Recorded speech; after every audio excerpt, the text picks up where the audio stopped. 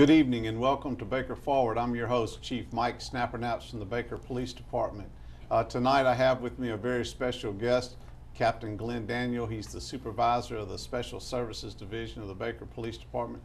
Glenn, it's good to have you with us today. Thank you, sir. If you would, why don't you give the people a little background about yourself, how you got to make your way to the Baker Police Department and what you did before you got there. Yes, sir. I am born and raised in St. Francisville. Had a lot of relatives that live in Baker, still do. Started my career as working with the West Feliciana Parish Sheriff's Department. Put in 20 years with them. And I decided it was time to make a move. And I put in a couple of applications, one to Baton Rouge City and also here at Baker. And I was lucky enough to be chosen by Baker. And ever since then, that was in July of 2000. And I've been here working and enjoying working for the people. Good deal. I remember when you came to us, Glenn. I'm glad that you're here with us. You've been a good, loyal officer to the citizens of Baker and to the Baker Police Department.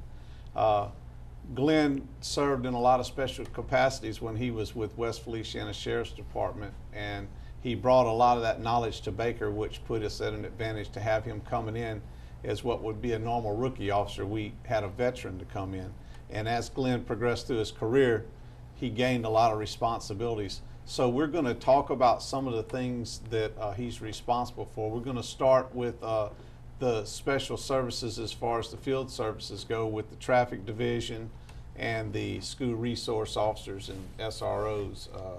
Tell us a little bit about the traffic division and what their daily duties consist of, Cap. Yes, sir. We have 2 men that are assigned to traffic, and they do nothing but work traffic. They enforce the laws in the city, trying to make the streets safer for the people who drive on it. They primarily work in the peak hours when they're needed the most, and they do an excellent job. They're highly trained. They're certified on a lot of equipment. Have a special license plate reader that a lot of, I don't think, maybe 2 or 3 other people in the state have it. And with that equipment, it can tell you if there's a stolen vehicle or anything that has to do with the vehicle just by it reading the license plate. So as they're patrolling, they ride through the parking lots of the stores and apartment complexes. Just as they pass through, that thing just picks them up and reads them. If they have an alert, it'll kick it right back without the officer doing anything? Yes, sir, that's right. And it can read every license plate in the Walmart parking lot or a big parking lot, and just as the time it takes for him to drive through it. That's an amazing piece of equipment. And we also, in our other traffic unit, have the LoJack system that has a way of tracking stolen cars if the people have that service in the vehicle. That's right. We've actually had some cars recovered, as well as I think a bulldozer and some other equipment, just by the use of the LoJack. Yeah, some great equipment. The traffic officers have a very unique job. You know, it's never a pleasant experience whenever you get stopped because you're violating the traffic laws in the state of Louisiana while you're traveling through Baker. So these guys are going to give you a good reason for why they stopped you. They're going to tell you what's going on.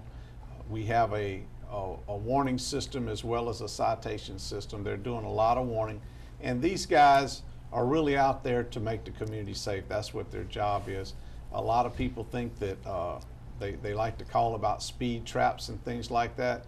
Speed trap is a dirty word in law enforcement. There really is no such thing as a speed trap. There is a speed limit, and we advise you to follow it. You know, it's very simple. They have these big 18 by 24 rectangular signs that say speed limit. It has 2 numbers on it, and that's the speed limit. It's not 5 miles an hour over, it's not 10 miles an hour over. It's that number that's there, and that's set up by the engineers from the State Department of Highways, who determine what's a safe speed for that area depending on whether there's business or homes or schools or whatever's there. So just remember that when one of our officers stops you for a speeding violation, that you know the speed limit is the speed limit, and to say that you weren't aware of it is just not a valid excuse. I'm just asking you to be vigilant and pay attention to those, because it could be your children or your family in the car that suffers the injuries from an accident because someone was disobeying those. We also have our school resource officers, and we have a new officer at the middle school, Officer Willie Brooks, who's teaching the DARE program at all of our elementary schools and the middle schools. Tell us a little bit about what's going on over there with the SROs, Captain. Yes, sir.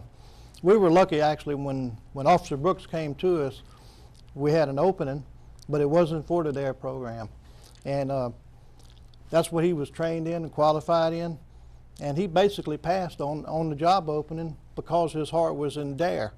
And your heart has been with DARE and with the kids ever since you've been here. So Willie was lucky enough to come in.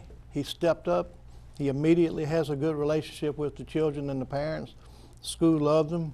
And it's a twofold. He teaches, and he's also there in the event of an emergency. And he just does a good job. Very happy and proud of him. And then over at the high school, what we do there is we have our off-duty officers work on their day off, and they go in and work a full day at the high school, and they're there for safety on the campus. They don't do any teaching. They're just strictly there for safety on the campus. Our officers are interacting with the kids. They're getting to know one another. It's a very special relationship that's being developed. It's good for the kids, but it's good for the officers too. When these children feel comfortable around police officers, that's a good thing. And we just want to remind you parents, when you're in the Walmart or one of the stores and you see a police officer, don't tell your children that there is a police officer, he's going to put you in jail. You make sure and tell your children, hey, there's a police officer. If you have problems, you go to him and he will help you. We do not want the kids to be scared. If a child should be abducted, the last thing we want him to be or her to be thinking about is, oh my God, the policemen are going to put me in jail if I go there. Well, when we come back for our next segment, we're going to get into some more things that are going on with the Special Services Division of the Baker Police Department. Stick around. We'll see you in just a few minutes. Look forward to seeing you back here at Baker Forward.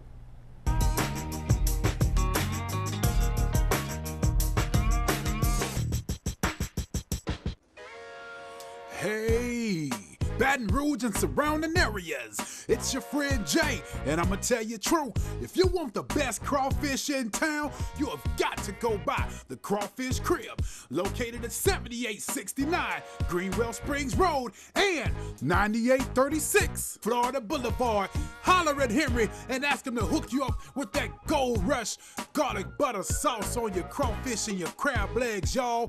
It's good. Have a good time.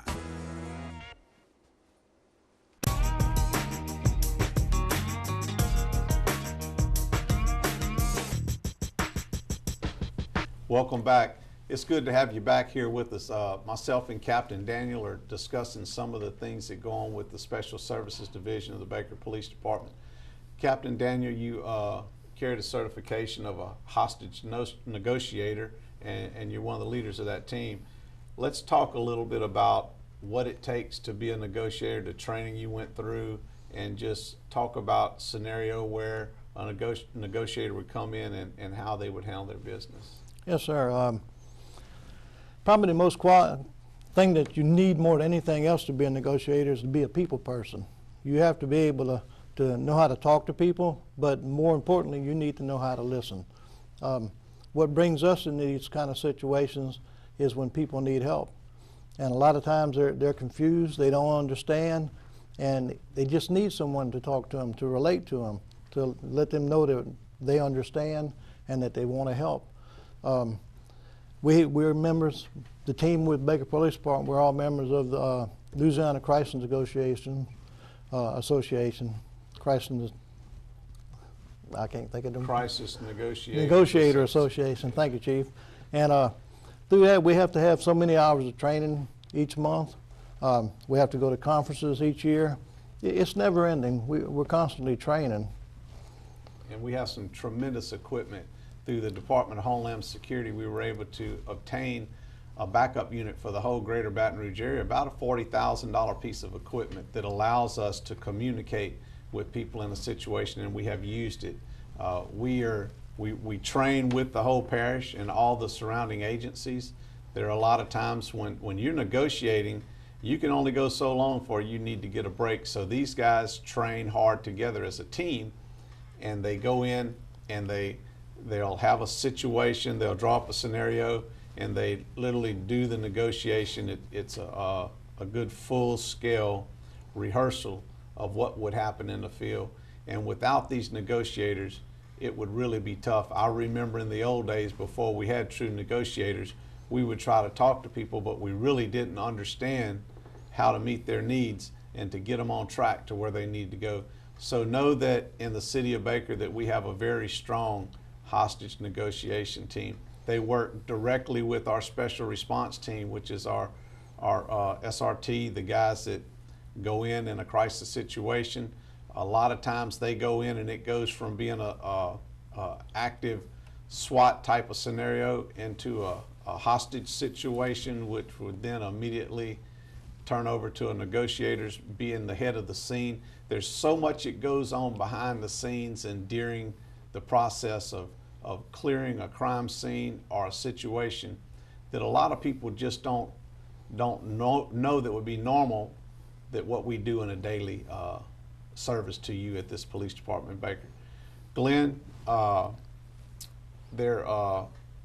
negotiation team, you, Captain Shropshire, Lieutenant Brown, y'all are kind of handling that right now and continue to do what you do, and it's a great service for the people. Yes, sir. And we're very pleased that you're doing that. Let's talk about some other things that the captain does. He's the internal affairs officer for the Baker Police Department. As you can see, we have guys that wear a lot of hats in this department. And certainly special services is a wide variety. And Captain Daniel has been through some training and continues to train and handles our internal affairs. Captain, tell us how the process would go if a person really wanted to come in and make a legitimate complaint on a police officer that they think that they were wronged in some kind of way. What would they do? Yes, sir. First step would be to come by the Baker Police Department and pick up a complaint packet. It's filled with some documents and information form that you'll fill out and describe what kind of complaint you have and what officer you're complaining against, the circumstances that involved in that, and then seal it back up and bring it back, turn it in, and it'll be forwarded to the chief, and then he'll review it and send it to me, and then upon his order and investigation, and then I'll start one. And I want you to know that every single packet that is properly filled out and signed is sent to IA, and Captain Daniels either determines whether it's sustained or unsustained. You know, we have some tremendous equipment in our cars to protect you and to protect our officers. Almost every stop and interaction is videoed and recorded, video and audio. So we use that information in the complaints to help to clear up the situation to see exactly what happened. You know, a lot of times we'll have people come in and they're disappointed in what happened, that they received a citation or they had what they think is a bad interaction with an officer. And probably 95% of the time when we review the tapes, they realize that it was a little different than they recalled. The officers have a lot of responsibility. Their training leads them to do a lot of things that people don't consider to be a norm. For example, it doesn't matter if you're a grandmother or a teenager. Those officers are going to ask you questions. Who are you? Where are you going? Where are you coming from? Do you have any weapons or drugs in your car? Do you have your proper insurance, registration, and driver's license? Is your inspection sticker valid? Let's take a look around. Are those children properly fastened in their restraints? Were you wearing your seatbelt? They're going to be asking you a lot of questions. They're going to ask everybody these questions. Don't feel like they think you're a criminal. It's just part of the training that they have that leads them to do these things. So if you feel like they've gone past that, then you let us know. These guys are very professional. You have to remember that we get an email from divisions across the United States. Every day, somewhere between 2 and 5 police officers are shot, not necessarily killed, but shot. So our officers are kind of being very protective and not letting their guard down, because you never know. We've seen video where a elderly female has got out of a car and gunned down an officer. We've seen it all the way down to the teenagers for nothing but a simple traffic warrant that they had. They didn't feel like going to jail. So keep in mind, when you have interaction with that officer, the best thing you can do is listen and cooperate. You will not have trial on the side of the road. That's what the court system's for. But if you feel like you've been wronged, 100% of the time you come in, you get that complaint package, my door's open, we'll look at it. If it's necessary, we're going to call for an internal affairs investigation. We want to represent you with the most professionalism that any police department in the country can do. And we feel very positive about that and will continue to serve you in that capacity. Hey, we're going to be right back in just a few seconds, and we'll see you then.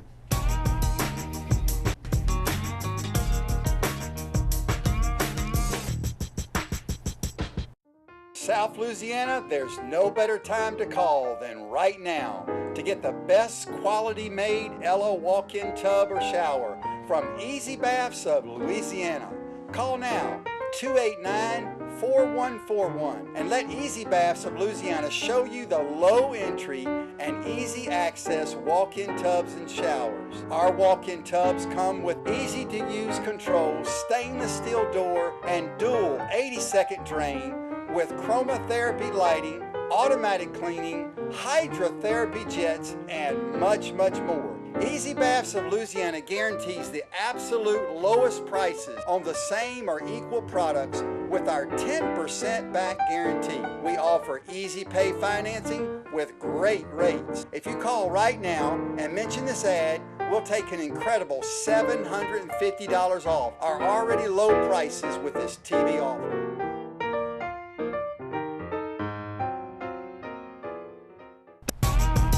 Reset the clock.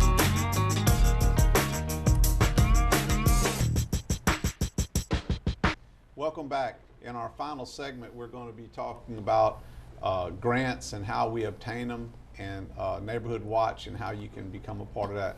Captain Daniel, in our grants that we have, and we have plenty of them, let's talk about some of the things that we've done through grants and how we go about obtaining them and maintaining them. Yes, sir.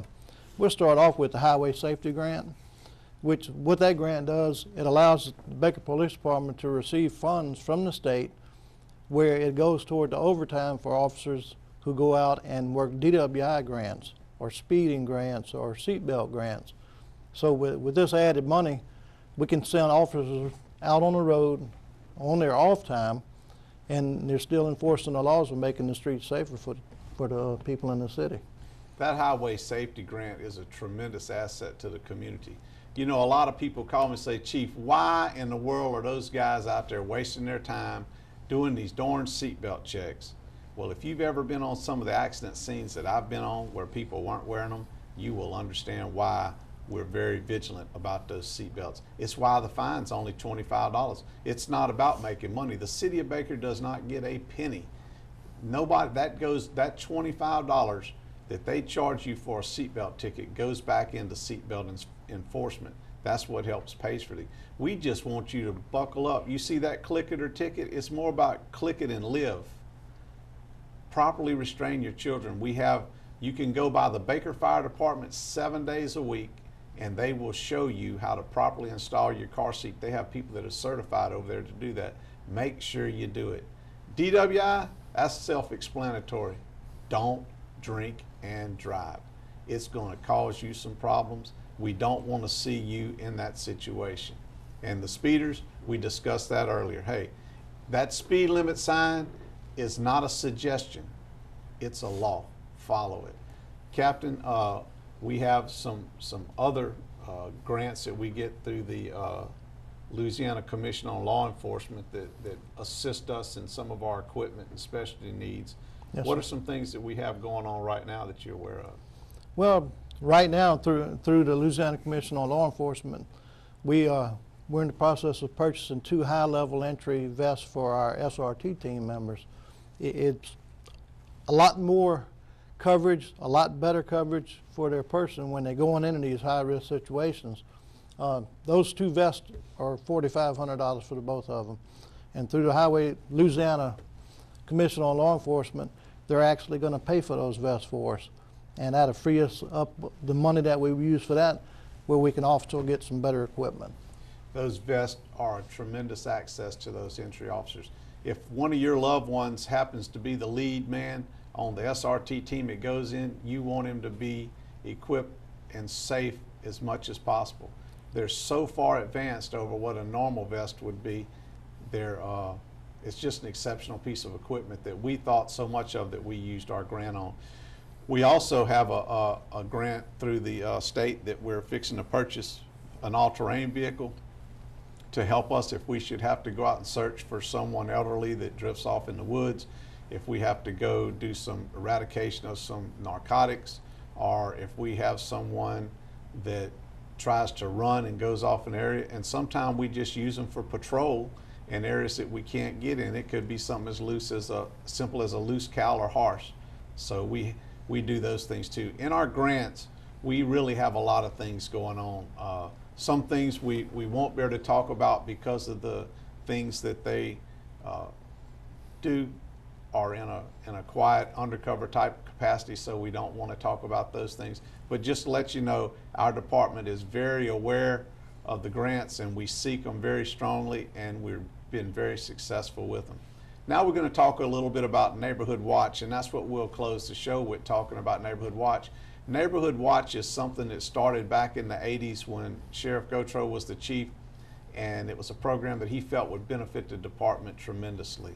And we have one of the strongest Neighborhood Watch programs in the state within the city of Baker. Captain, tell us how someone out there that in their neighborhood wants to start a Neighborhood Watch, what do they need to do? Well, the first thing they need to do is come in and talk with me. And I have information I can give them. I have a nice packet of suggestions as to how to get it started, things they can do at home, make their home safer. But the first step is to come in and talk to us, and then together we can go out into that area and we can form the Neighborhood Watch, provide the information they need, and work with them to get everything done. The second thing is, most important probably, is to get to know your neighbors. If you know your neighbors and they know your routine, they can watch and they'll let us know if something's going on when you're not there. So those are probably the two most important things they need to do to get it started. Good. And remember, Neighborhood Watch is about you, the neighbors. The police department is your assistance tool in this thing. You are the ones that make Neighborhood Watch work. It's neighbors watching neighbors. That's what Neighborhood Watch is about. It's not about the police department coming in and running it for you. It's about us assisting you to run it. We have some very strong watches in our community. For example, in the Buffwood area, they have a group there that is very, very strong. In our Baker Estates area, they have a group that's very strong. Bakerfield has a good area. The Park Ridge area has a good area. So all the areas of the community are covered. What happens is the block captains go to the commander and they tell them what's going on in the neighborhoods. He then passes that information out to the rest, and everybody in the neighborhood knows if somebody's had a lawnmower stolen or if they've seen a suspicious vehicle.